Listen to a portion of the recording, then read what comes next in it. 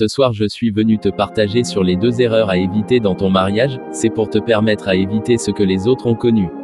Dans ce monde il y a des personnes qui font de faux pas et d'autres sont enseignées des erreurs des autres. Je te conseille d'éviter ces erreurs puisque tout le monde n'a pas la force de survivre après avoir connu ces choses. Ces erreurs conduisent la plupart des couples chrétiens ou non chrétiens au divorce. Pour comprendre mieux ces choses, nous allons prendre la Bible dans Genèse 3, juste au premier verset on présente le serpent comme le plus rusé de tous les animaux des champs que l'Éternel Dieu avait fait. Dans le même verset il dira à la femme, Dieu t'a dit réellement vous ne mangerez pas tous les fruits des arbres du jardin.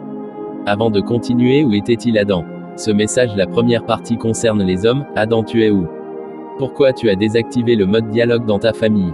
Pourquoi tu as opté pour le silence alors que le serpent s'est levé en propagande pour détruire ton mariage en ton absence? Adam, ton silence veut simplement dire tu laisses au serpent de parler à ta femme. Adam, ton silence veut dire tu as démissionné de ta fonction du chef comme Christ t'a donné l'autorité. Adam, ne cède pas la place au serpent, il détruira tes enfants. Adam, si tu te décides de rester calme, le serpent parlera à ta femme et ton mariage sera détruit.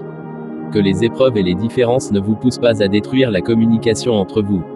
Ne permets pas au serpent de parler à ta place, engage la conversation. Ne cède pas même une seconde au serpent puisqu'il détruira ta famille à la même seconde.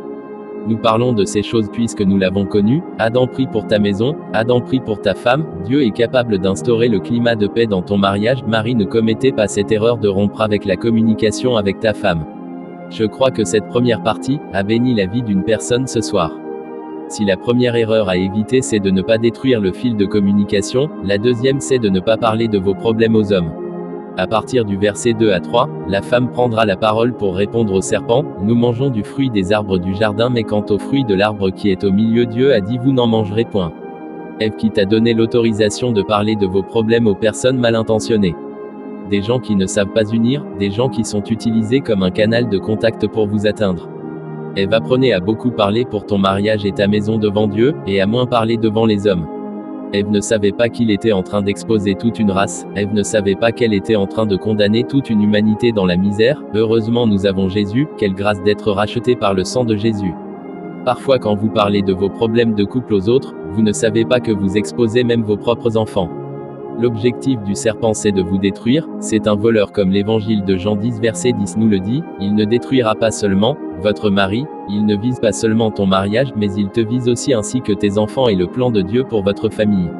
Je prie que tout plan, toute stratégie de l'ennemi pour mettre en place un dysfonctionnement de communication, afin de pousser Ève de pouvoir exposer sa maison soit nul et sans effet au nom de Jésus.